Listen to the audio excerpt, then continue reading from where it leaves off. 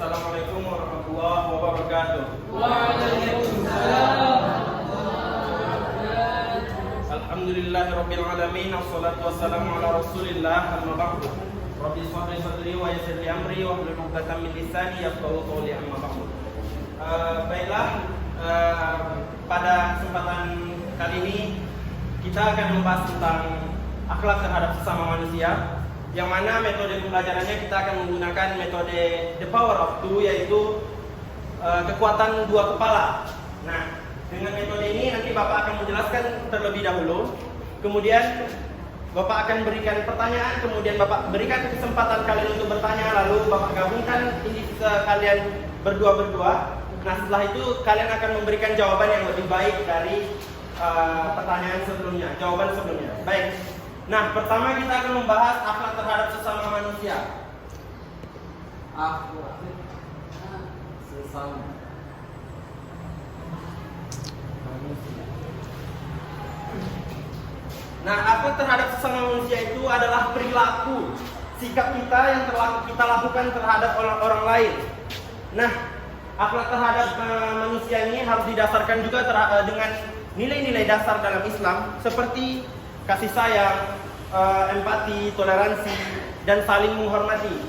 Nah, dari definisi tadi dapat kita simpulkan prinsip dari akhlak sesama manusia itu ada kasih sayang.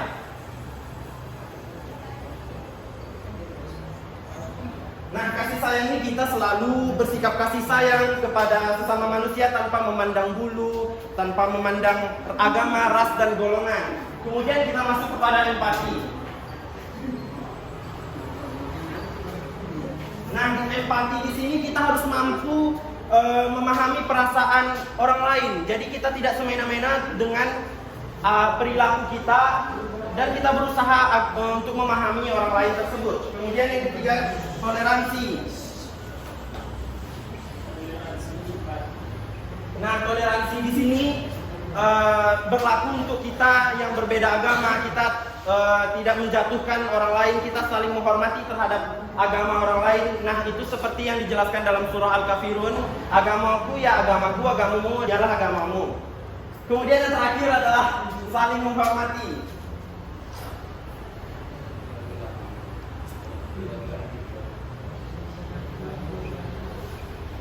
Nah, saling menghormati di sini berlaku kepada mereka yang lebih tua dari kita, seperti guru, orang tua, dan lain-lain.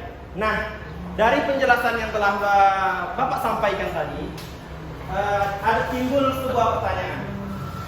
Nah, pertanyaannya, bagaimana nih kalau kita punya kawan beda agama yang sama kita, cuma terjadi perbedaan pendapat di antara kita. Nah, bagaimana kita menyelesaikan perbedaan pendapat tersebut? Bagaimana menurut murid-murid sekalian? Berbeda pendapat seperti terjadinya salah paham antar agama kita dan agama dia, tapi kita berteman nih, gimana kayak kitanya meluruskan agar tidak terjadi perpecahan tadi? Oke, bagaimana? Ada yang ingin menjawab? Oke, silakan saudara Ivan.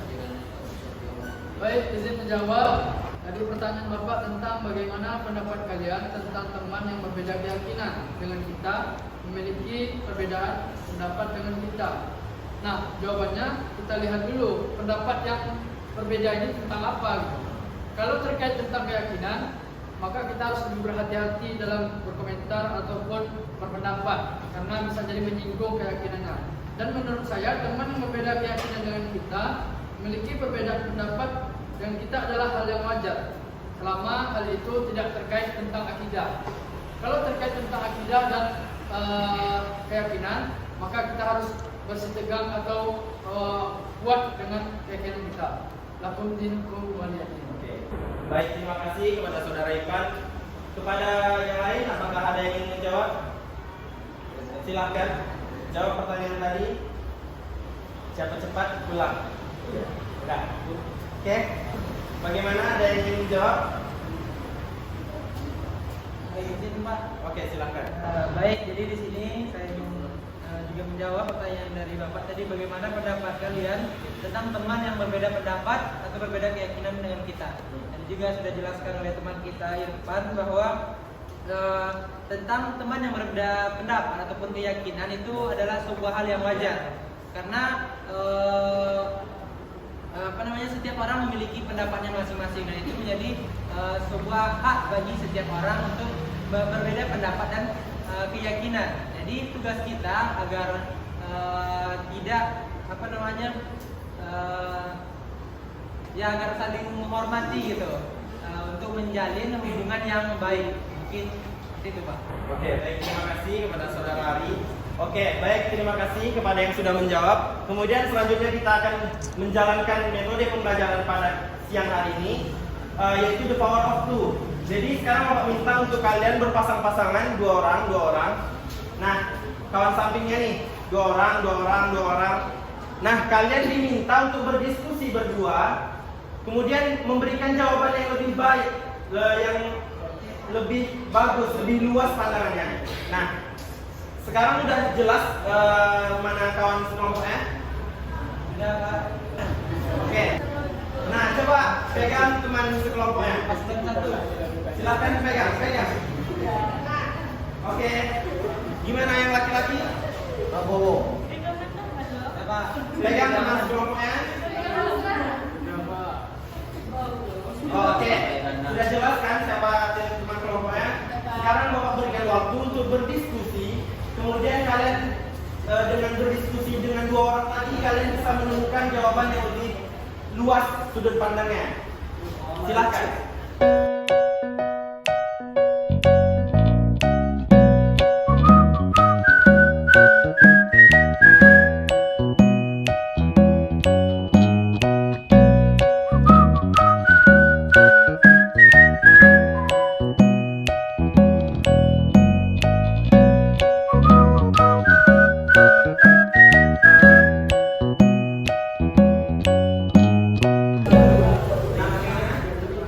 Sudah didiskusikan pertanyaan tadi?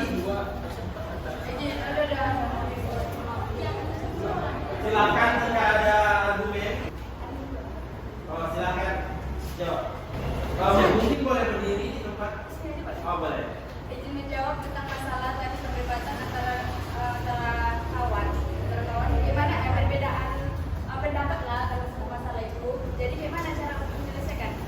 Menurut pandangan saya, cara menyelesaikan satu masalah itu kita bicarakan dulu baik-baik dengan kawan kita.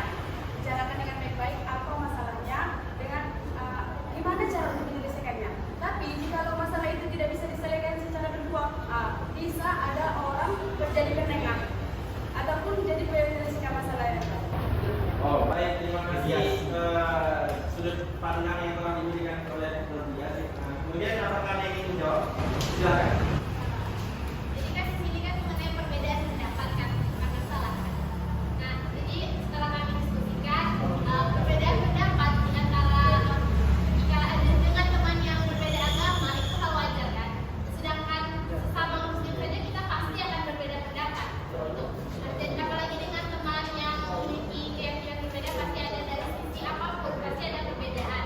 Nah, bagaimana cara kita menyikapinya? Yang pertama kita dengarkan kita kasih pendapat kita, pandangan dari sudut pandang kita itu apa dulu kita sebutkan, terus kita harus dengarkan juga dari sudut pandang mereka apa, sudut pandang pendapat mereka itu apa tentang mengenai misalkan adalah perbedaannya mengenai budaya atau apa gitu kan.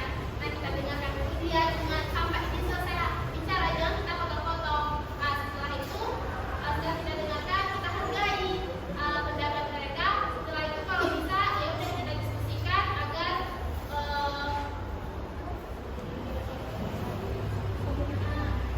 kan kita sudah mendapatkan tentang mengatakan apa pendapat kita kepada dia, dia juga menyampaikan pendapatnya, terus kita diskusikan gitu agar dapat jalan tengahnya gitu. Baik, terima kasih kepada saudara Yani.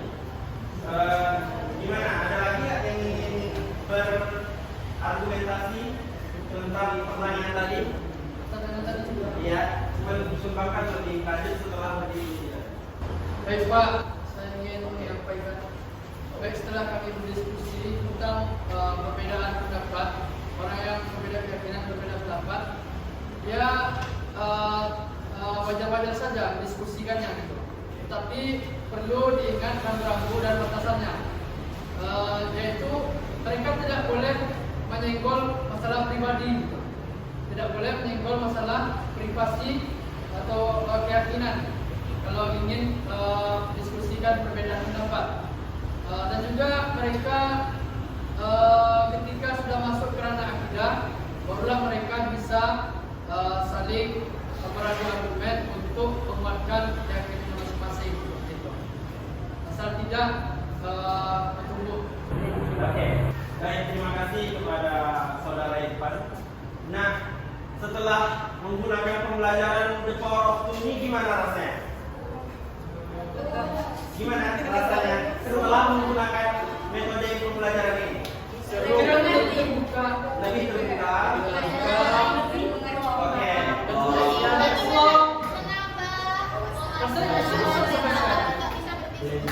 Nah, itulah tujuan dari The Power of Two, yaitu kita dengan pemikiran dua orang berdiskusi akan menghasilkan pengetahuan yang lebih luas. Kemudian dengan berdiskusi kita dapat melatih cara bicara juga. Kemudian ya, semoga dengan metode pembelajaran The Power of Two ini kita dapat lebih paham dengan sebuah materi tersebut. Nah, dapat disimpulkan bahwa kalau kita memiliki teman yang berbeda agama dan berbeda pendapat, wajar saja karena berbeda pendapat itu hal biasa aja ya. Nah, gitu. Nah, jadi caranya kita pandai-pandai lagi untuk membuat mereka tidak sakit hati, menghargai apa pendapat mereka, dan kita juga jangan menyenggol hal pribadi orang lain. Kemudian di sini jika menyangkut tentang akidah, nah disitulah kewajiban kita sebagai seorang muslim untuk mempertahankan akidah kita. Begitulah pembelajaran kita tentang akhlak terhadap sesama manusia. Bagaimana dapat dimengerti? Oke, terima kasih atas segala perhatian, atensi yang telah Anda berikan. Mohon maaf atas segala kekurangan. Wabillahi taufik wal hidayah.